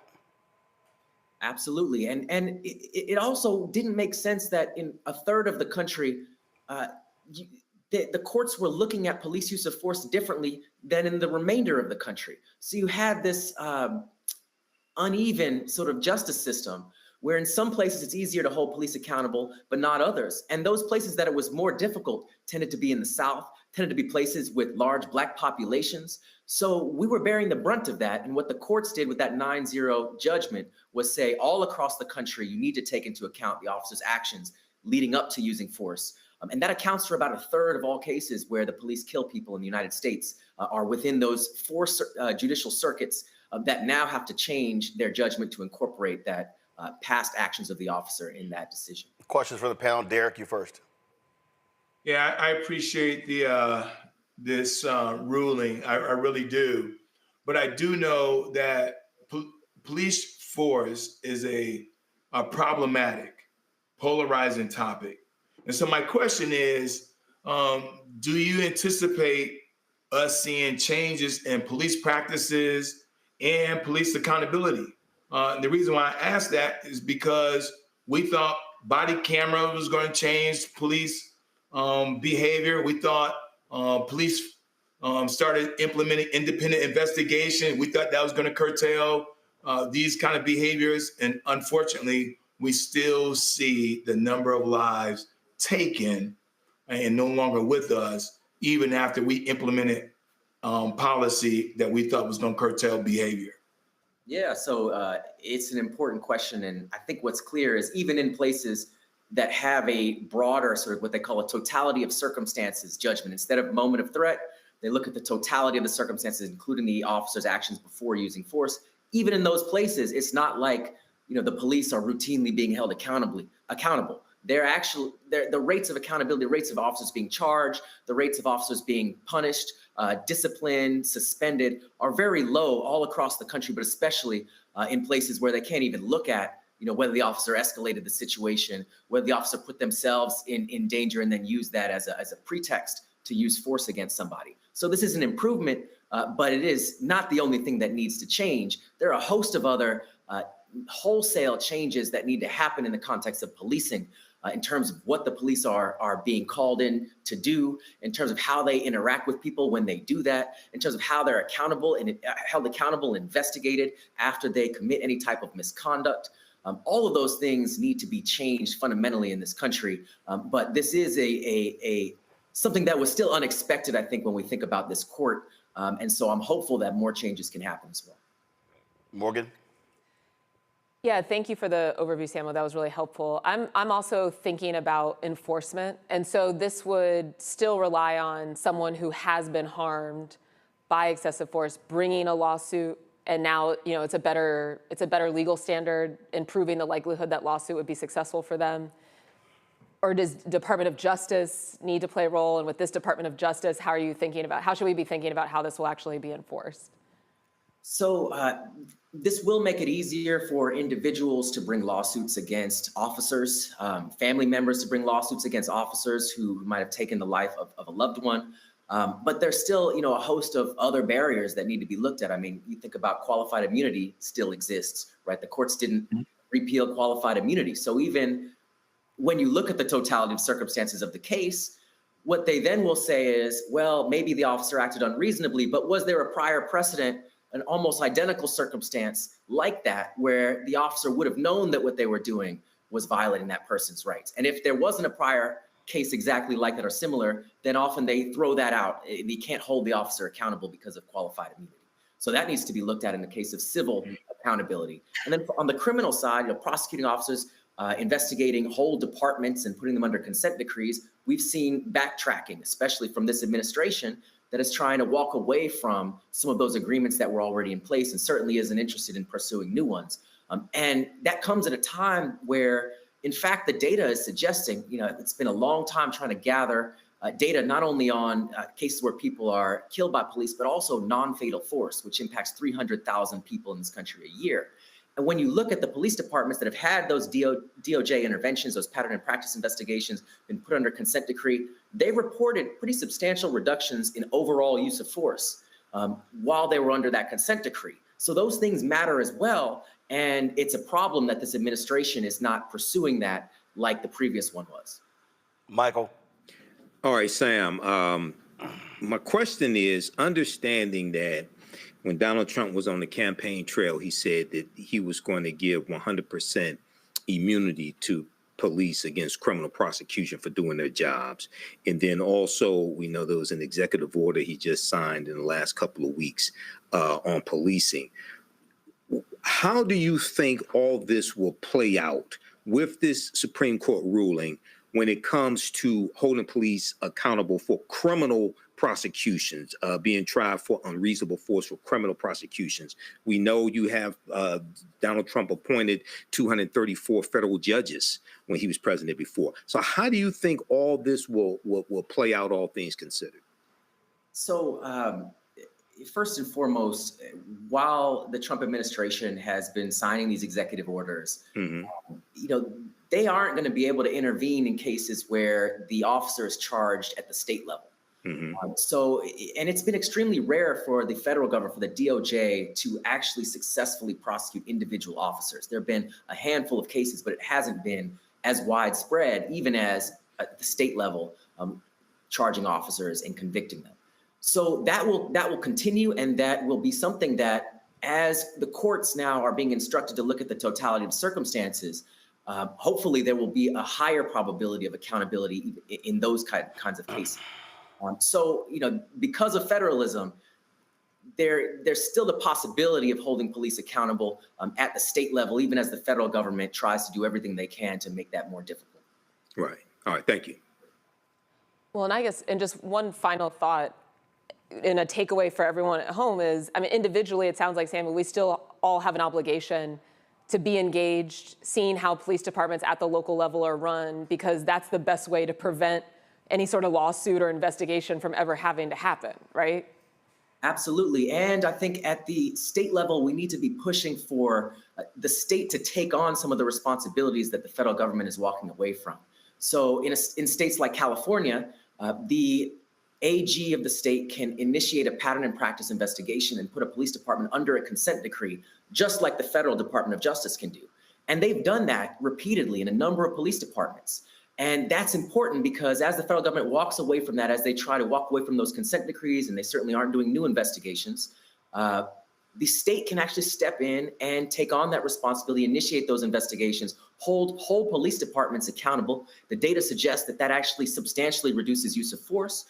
And in addition to that, can pursue individual charges against officers and change some of their practices to have those independent investigations and prosecution of those officers, to make sure that the standards that they are using are consistent with the Supreme Court jurisprudence, and to also make sure that at the civil accountability dimension, that they're addressing qualified immunity. So there have been states, I believe Colorado is one of those states, that took action after the murder of George Floyd to create their own state-level statute that essentially invalidates qualified immunity. It allows for officers to be sued and for those lawsuits no longer to be obstructed by this judgment of whether there was some prior precedent that's almost exactly like it that would have to be in place for that officer to be deemed to have acted, unreasonably.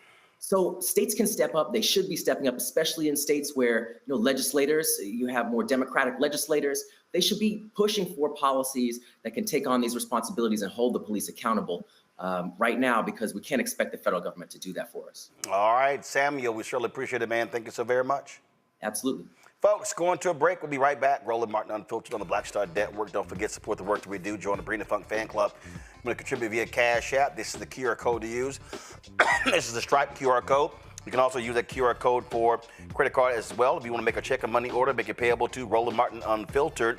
So you're checking money order to P.O. Box 57196, Washington, D.C., 20037-0196. PayPal, R. Martin Unfiltered, Venmo, RM Unfiltered, Zelle, Roland at RolandSMartin.com, Roland at RolandMartinUnfiltered.com. We'll be right back. Now streaming on the Black Star Network. In France, me and Tony, and accidentally went to the Louvre, right? I had never been, and I saw a side door. And we got off the little bus. I said, come on, let's go to the Louvre. I mean, I'm just like, let's go to the Louvre, right? We're here. This black girl is at the door with this white guy, black African girl. And she says, oh my gosh, Vanessa Bell Calloway. And I'm like this, you know me? And come to find out we were at the wrong door. But she said, I'm gonna let you just go in here. But I was in Paris, France. And that shocked me. She knew my name, she knew me. She knew my movie. You know, so it's like, you just gotta, they say, build and they will come. Put it out there, people will find it, they will come.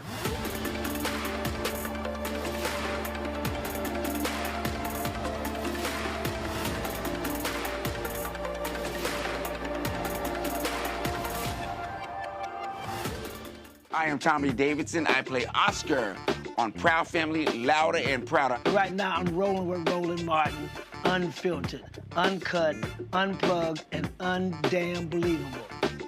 You hear me?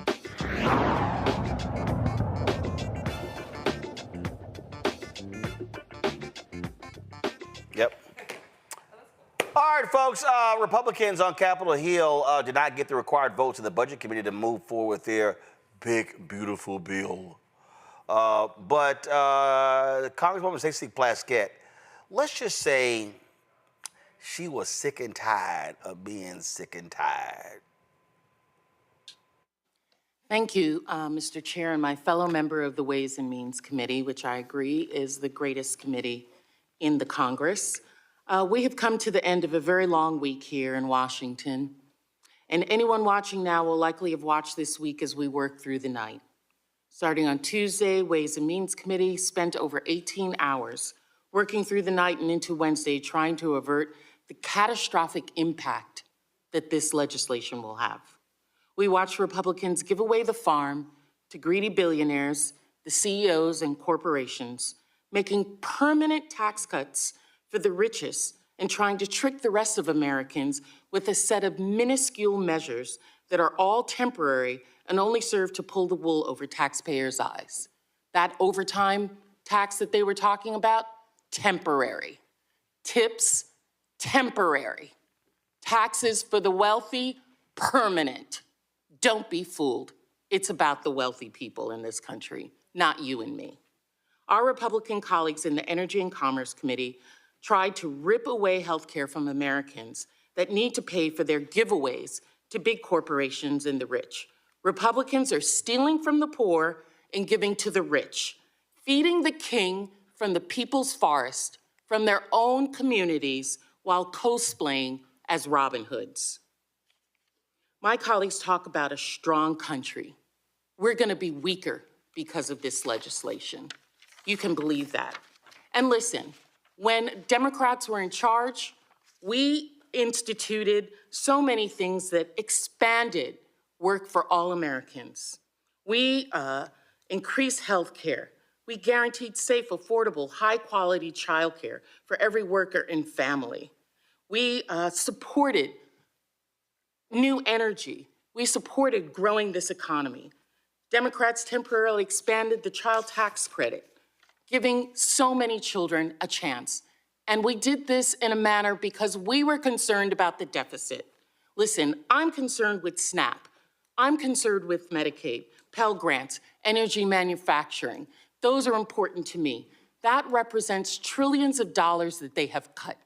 But if they're really interested in being fiscally responsible, then don't give such big cuts to the rich. Actually try and balance a budget. Actually try and bring down the deficit. If you want to take away all of those things from the neediest, take away some shit from the rich as well. But you don't want to do that. You want to give them more off of the backs of American people.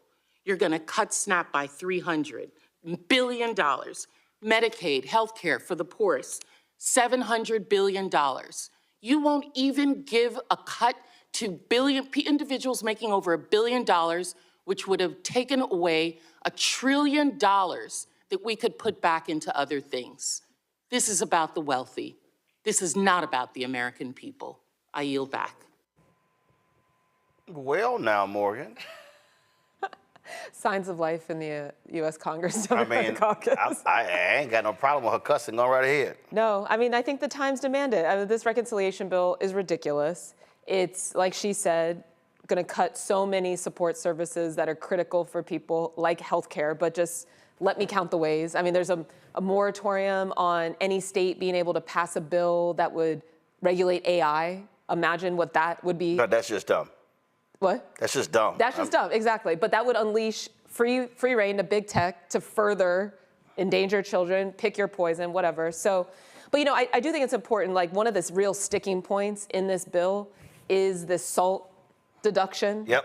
And so, you know, we have the moral arguments that we love to make, but ultimately this thing is coming down to a very, not even rich person. I mean, it's definitely an upper middle class to rich issue, but it brings in a lot of different types of people that don't want to have to. Well, the problem Republicans are facing is that there are a lot of Republicans who come from blue states, and the numbers don't lie. There are a handful of blue states that drive 70 to 80% of America's GDP.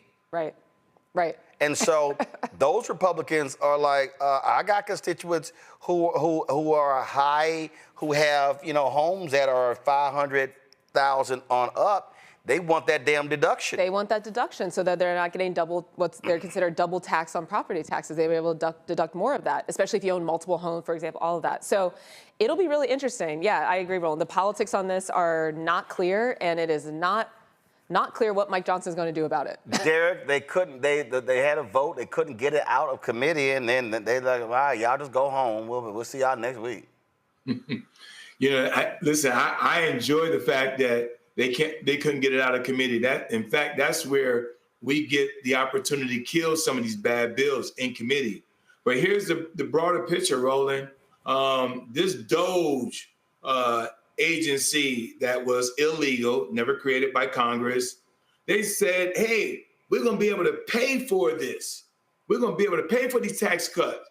But when you ask where you're going to get the money from, Medicaid, Medicare, Social Security, where 73 million citizens rely on Social Security right now, Roland. A good chunk of those citizens are elderly, children, and the disabled. They're some of the most vulnerable citizens in our society. We're going to take from them so Jeff Bezos can get a bigger yacht. So Trump can accessorize this $400 million jet he got from Qatar. This makes no sense to me. We should be focusing on Medicaid expansion, helping the least of these. We have over 700,000 unsheltered individuals in this country, and we are up here talking about continue to extend a tax cut to help the top 1% that do not look like us on this panel. And so that's just incredulous to me. It's appalling when we have so many other pressing things, but yet Republicans do not want to talk about debts and deficit right now because they're trying to pay for a tax cut that they can't pay for. Michael? Yeah. So the bill didn't make it out of committee today because the main four Republicans that voted against it, like Chip Roy and Andrew Clyde, part of the Freedom Caucus, they don't think that this bill is cruel enough. They don't think it cuts enough. They don't think it cuts enough for Medicaid. So they're going to play with this over the weekend, come back with something else. I think it's going to pass the House. Now, when they go to the Senate, they're going to push this through the budget reconciliation process, and you just need 51 senators. So and if it's a tie, junior varsity Vance will be the tie-breaking vote. So there's going to have to be pressure put on some vulnerable Republican senators to block this if it passes the House and when it gets to the Senate. But once again, this is consequences, dire consequences. People can literally die from losing Medicaid. Okay, these are the dire consequences of elections. And I know we keep talking about don't blame me, I voted for the black woman, but a lot of these Republicans, their own white Republicans who voted for them, poor Republicans who voted for them, are going to be hurt by this. Yep. Folks, our final story. I saw this, and you know, when it came across my feed, I was shocked. I was stunned. I was overwhelmed. I could not believe my eyes. And as this was happening, I was praying. I hope the water doesn't work.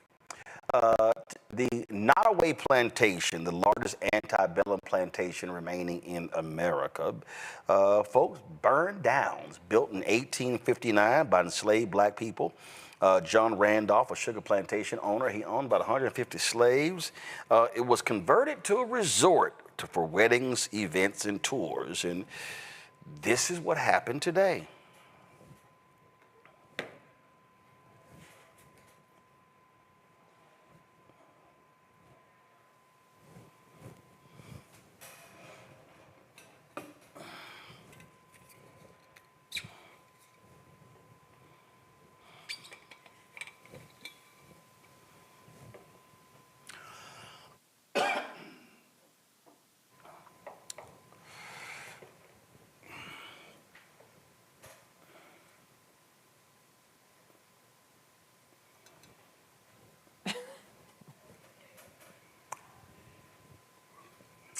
Y'all need some water?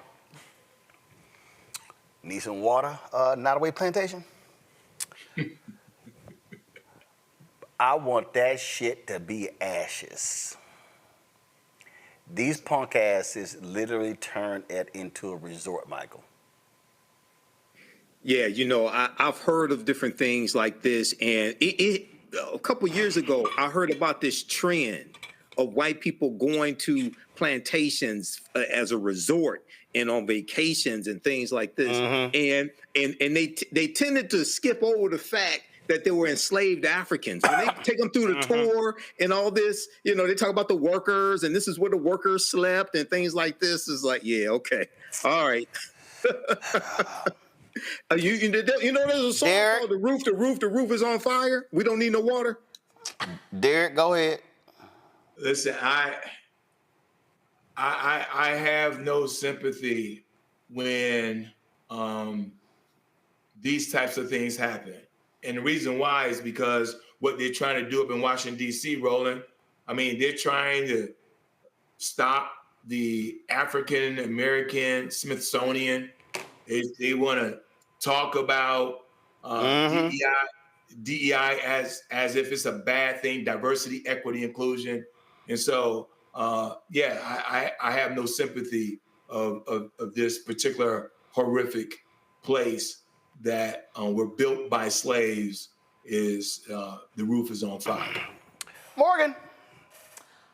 Share the sentence of my co-panelists here. Goodbye, no sadness, and anybody who's getting married on a former plantation, I know where they might want to go to. So. YouTube probably is going to block us, so Keenan, you probably gonna have to edit this out. And so when I was going to the golf tournament, the Afro Creek golf tournament today in Maryland, and I saw this video, I just immediately thought of Morgan's state of Ohio.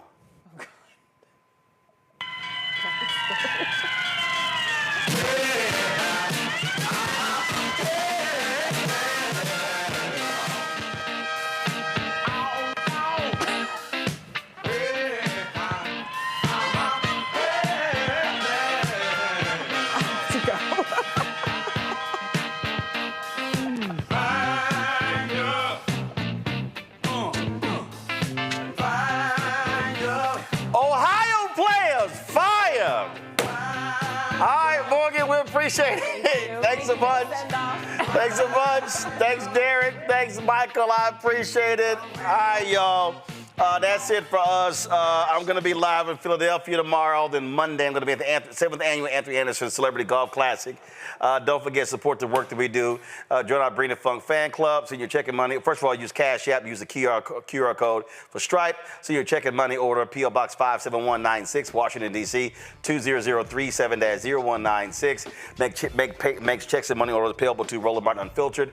PayPal, R. Martin Unfiltered. Venmo, RM Unfiltered. Zelle, Roland@RolandSMartin.com. Roland@RolandMartinUnfiltered.com. Be sure to download the Black Star Network app. Apple phone, Android phone, Apple TV, Android TV, Roku, Amazon Fire TV, Xbox One, Samsung Smart TV. Also, be sure to get my book, White Fear, How the Browning of America is Making White Folks Lose Their Minds, available bookstores nationwide. Also, be sure to get our swag by going to rolandmartin.creator-spring.com. Download the app Fanbase. You can also invest at startengine.com/Fanbase. Folks, I'll see y'all on Monday. Have a great weekend. Black Star Network is here. Oh, no punch! I'm real revolutionary right now.